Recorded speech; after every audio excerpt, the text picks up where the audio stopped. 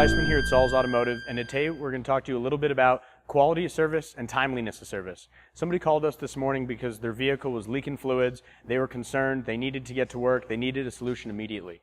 We sent our driver to pick up the vehicle, get them where they needed to go and get them into a rental, and we brought the vehicle back here to our facility. They told us over the phone that they needed this vehicle back today no matter what.